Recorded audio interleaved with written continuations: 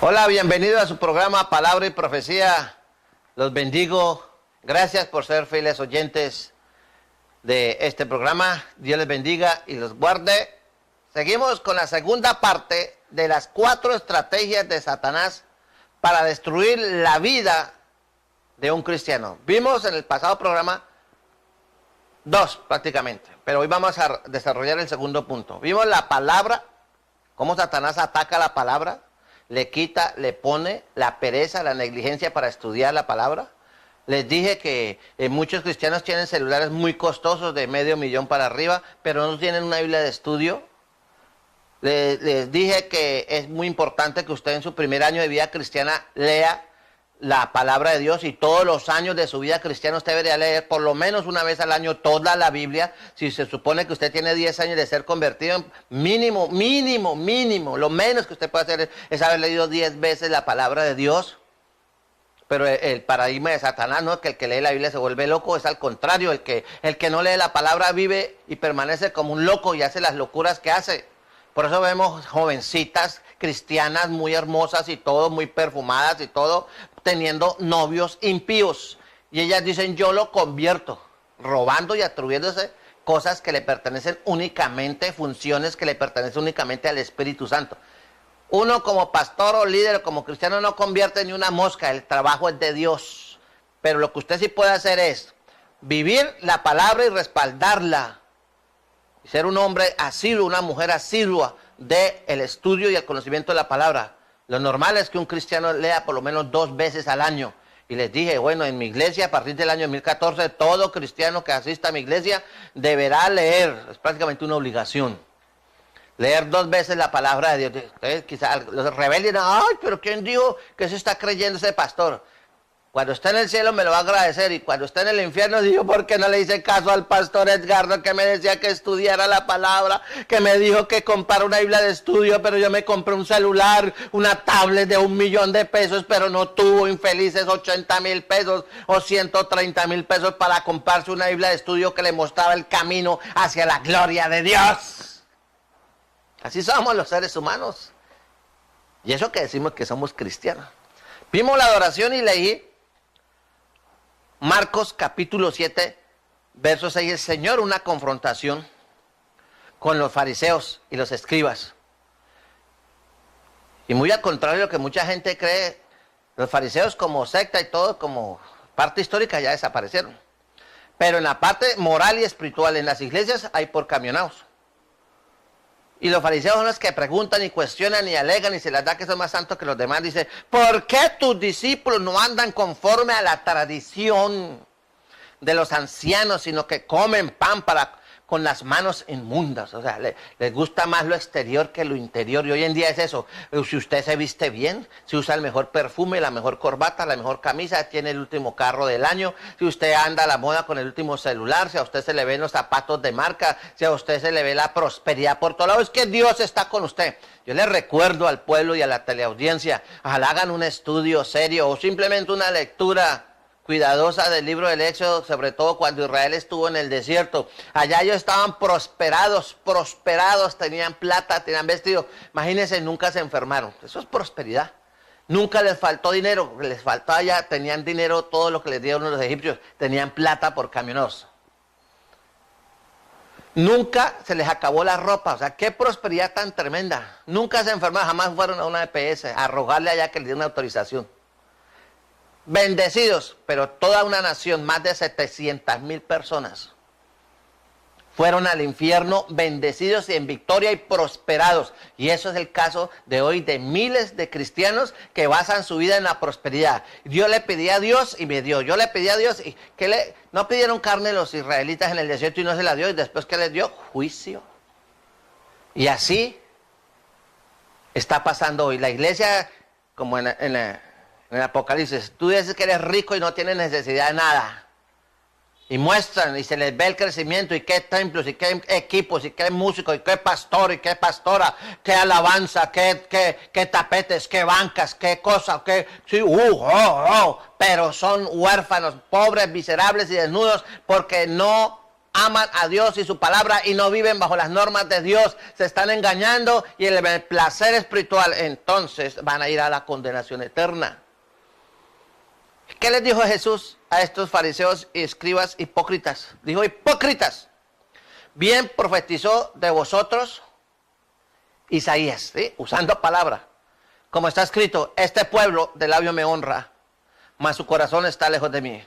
Pues en vano me honran, lo dice el mismo Cristo, enseñando como doctrinas mandamientos de hombres.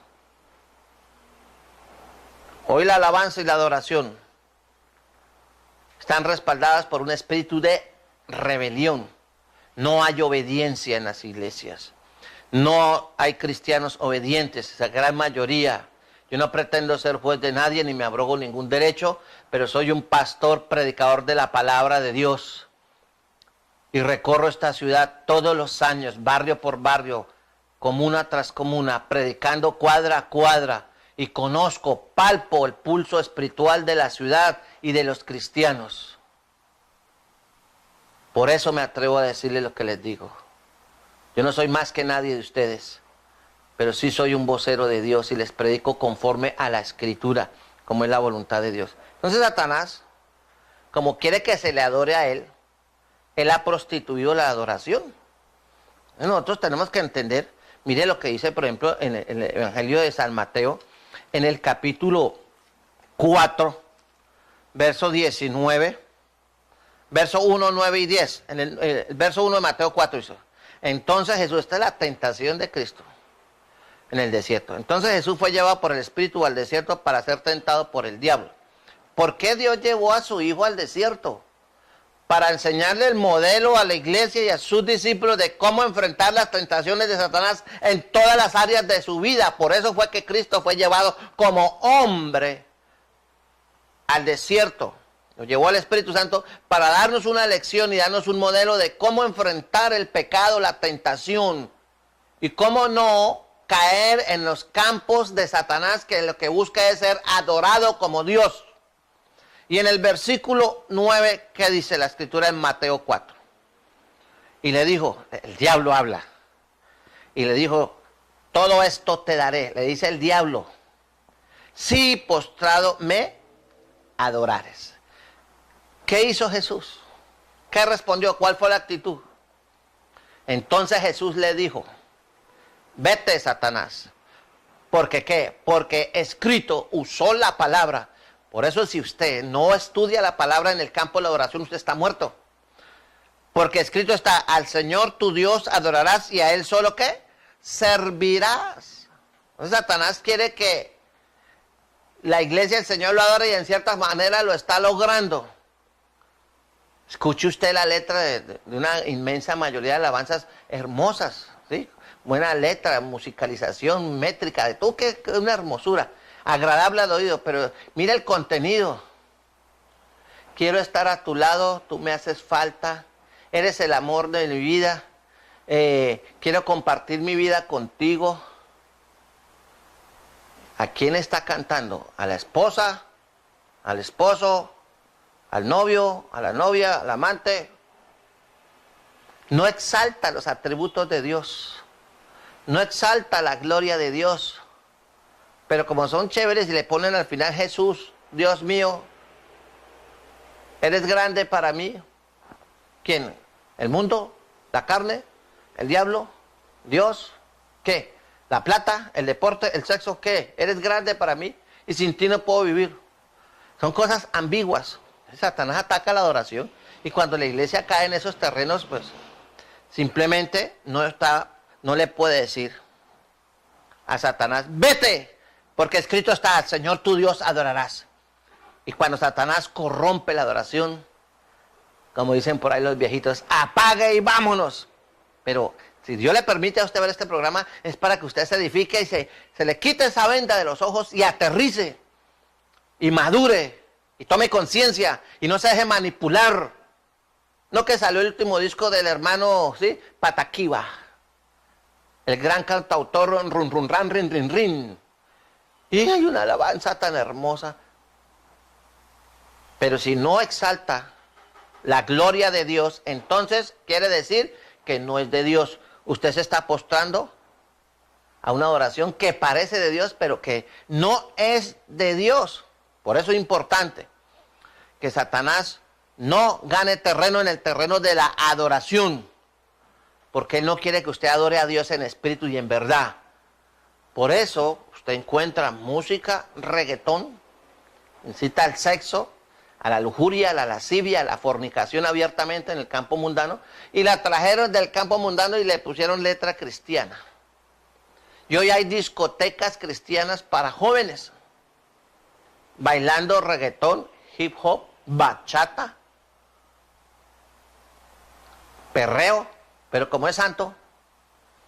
Hoy hasta en las iglesias han puesto ahí delante de los altares un paño blanco, ¿sí? Porque el blanco es santidad, pureza.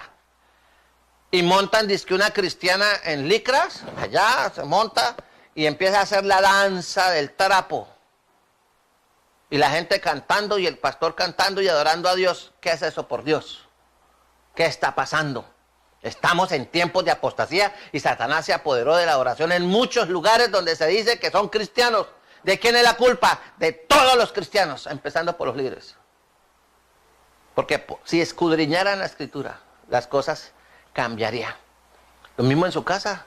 Hay cristianos que se la pasan todo el día con su televisor prendido, escuchando alabanza, pero ¿por qué no cambian? ¿Por qué no crecen? ¿Por qué no se les ve fruto? Porque la alabanza es fuego extraño, es fuego extraño. ¿Qué le pasó a Nadab y Abiú? Los hijos del sacerdote Elí, el papá sabía, nomás los regañaba, esto no es hijo, no oigo cosas buenas de ustedes, mire qué dirán nuestras amistades, qué dirán. Y no le ponían cuidado a las cosas. Y llegaron ellos hasta que un día tanto va al cántaro, al pozo, que al fin se rompe. Y un día Dios ya dijo, no más. Y ofrecieron fuego extraño, adoración extraña, alabanza extraña. ¿Qué hizo Dios? Salió fuego del medio de los querubines allá en el arca y los quemó vivos. Y ni aún así el pueblo se arrepintió.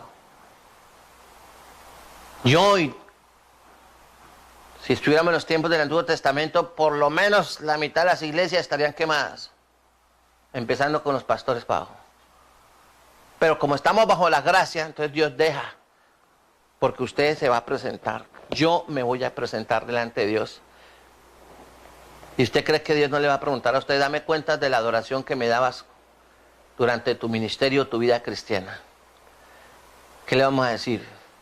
Señor, era un montaje que me engañó. A mí me gusta mucho ese cantante y usted es responsable. Usted tiene que estudiar la palabra y adorar a Dios conforme a la palabra, no conforme a la moda que encontraron en X iglesia o vino del extranjero. Adore al Señor en espíritu y en verdad, o si no, usted está haciendo el deseo de Satanás en Mateo 4, versículo 9. Todo esto te daré si postrado me adorares. Yo me acuerdo ahorita que hice una convocatoria a principios del año buscando músicos para la iglesia. El objetivo de los grupos musicales o la cosmovisión que tengo de un grupo de alabanza en mi iglesia es muchachos o hombres y mujeres serios que quieran servirle a Dios dentro del campo de la alabanza y la adoración en la iglesia, a nivel interno, pero, que salgan conmigo todas las semanas a la calle y montamos los equipos en cualquier cuadra de noche, para que no digan que no los dejo trabajar, no, de noche. Porque de noche están los hombres en la casa y la mayoría de las iglesias no tienen hombres en las iglesias porque los hombres o están en la cantina o están trabajando. Los hombres necesitan oír la palabra de Dios y tomar sus decisiones si aceptan o rechazan el evangelio de Cristo. Oiga, ni un músico se presentó aquí. Yo no estoy diciendo a ningún músico de una iglesia, véngase para acá, ¿no? Si tiene allá eso esto, pero yo sé que hay músicos sentados en las iglesias que no hacen nada. Pero como esta iglesia no es una iglesia potentada económicamente y no les puede pagar, quizás por eso no vinieron. O quizás le tienen miedo al compromiso de pararse en una esquina con el pastor Edgardo, cantar 2, 3 alabanzas, ministrar en adoración al Señor y hacer una invitación. Y luego el mensaje, no quieren ese tipo de peligros o de riesgos, quién sabe. ¿Les gusta la plataforma donde las niñas y los niños los admiren y les aplaudan? ¡Oh, qué cantante! ¡Oh, oh, oh! Pero Jesús no buscó los templos, sí, él estuvo, pero en la mayoría de su ministerio en la calle, en la calle, en la calle, buscando las ovejas perdidas de la casa de Israel. Gracias a Jesús. No se dio, gloria a Dios, todo obra para bien. Pero la alabanza y la adoración sí está altamente contaminada. Y es responsabilidad de cada creyente mirar cuál es la alabanza y la adoración que hay donde usted se congrega. Y si no es bíblica, no la acepte. No tenga comunión, no adore a Satanás sin querer queriendo, como dice el Chavo. Eso es responsabilidad suya. Ahí le dejo la inquietud. La tercera arma o la tercera estrategia de Satanás para destruir la vida del cristiano. Primero, la palabra de Dios. Segundo, el campo de la adoración. Tercero, tu caminar con Dios.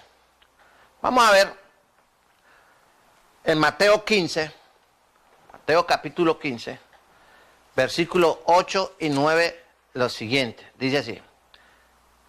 Vuelve y aparece. Este pueblo de labio me honra, mas su corazón está lejos de mí, pues en vano me honran, enseñando como doctrinas, mandamientos, ¿qué? De hombres. Y en el Salmo 15, vamos a ir al Salmo 15. Ojo a eso, porque si la palabra es liviana, de nada sirve tener una adoración supremamente buena, pero no bíblica, que no le agrada a Dios. En el Salmo 15, versículo 1, dice la Escritura la siguiente.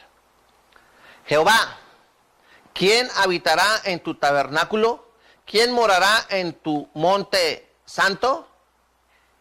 Y da una descripción de cómo es que debe ser una persona que adora al Señor. Dice, el que anda en integridad y hace justicia. Integridad, justicia, palabras claves. Tercero, y habla verdad en su corazón, o sea, cristiano que no es mentiroso. Y con qué pena tengo que decir, pero uno debe ser franco y las cosas se deben hablar como es. Así algunos se molestan. Pero es una plaga las mentiras, la cantidad de cristianos mentirosos que hay. Esos no hay dónde echarlos. Y el que practica la mentira no es de Dios. Y Jesús le dijo, vosotros sois de vuestro padre el diablo. Y el diablo es mentiroso desde el principio. No es posible que un cristiano que cante, adore a Dios y que diga que conoce la palabra, sea mentiroso. A toda hora dice mentiras. ¿Por qué no vino al culto? Ay, pastor, se me presentó. Y miente descaradamente hasta en el templo del Señor. No respeta ni siquiera la casa del Señor. Miente descaradamente. No le importa, no siente ni cosquillas. Ya es natural decir mentiras. Y así pretende decir que camina en integridad, que es justo. Si en su corazón y sus labios están llenos de mentira. Esto es importante que usted lo analice. ¿Qué más dice? El que no calumnia con su lengua, levantando falsos testimonios, ni hace mal a su prójimo. Los cristianitos que echan la basura al vecino, así por encimita. Ni admite reproche alguno contra su vecino, o sea, no se amanguala en silla escarnecedores, no se ha sentado y coge el cuero uno. Alguien decía muy irónicamente que después del culto, la mayoría de los cristianos almuerzan carne asada de pastor, sancocho de pastor, rostizado de pastor, pollo broster a lo pastoral, porque salen, ¿cómo iba el pastor? ¿Sí ve lo que dijo el pastor? Lo que el pastor y la mujer del pastor y los dios del pastor y luego el pastor y pastor y pastor. Y después, Señor, ¿por qué no me contestas? Señor, porque estos, claro, están llenos de murmuración y como el pecado de adivinación es la murmuración, es abominación a Dios. O sea, nosotros tenemos que tener cuidado cómo es que andamos, cómo es que estamos caminando delante de Dios, porque muchos cristianos se sienten santos porque ya no van a la cantina. Y ya pasan por la cantina y hacen sangre de Cristo. Hipócrita, hipócrita. Ya no van a la discoteca, uy, cueva de demonios allá. ¿Y qué? ¿Qué más diablo que usted mismo? ¿Cómo trata, cómo se porta en la casa con sus padres? Padres, ¿cómo se portan con sus hijos? Y así van a adorar al Señor. Si aquel a cuyos ojos el vil es menospreciado, pero honra a los que temen a Jehová. El que aún jurando en daño suyo no por eso cambia. quien su dinero no dio a usura. Cristianos, yo conozco cristianos, cristianas que prestan al dulce 10 y al 20%, cristianas. ¡Ah! Pero no diezman, no ofrendan, son usureros. El que hace estas cosas, ni contra inocente ni tuco hecho. El que hace estas cosas no resbalará. O sea, el que se guarda, el que no anda en calumnia, el que no le hace mal a su prójimo, el que no vive escarneciendo a los demás, el que no mira con menosprecio. Dice, aquel a cuyos ojos el vil es menospreciado. Él no admite eso, pero honra a los que temen a Jehová. O sea, ¿qué es temer a Jehová? Es respetar, obedecer, sujetarse a la voluntad de Dios. Eso es temer a Dios. Eso es no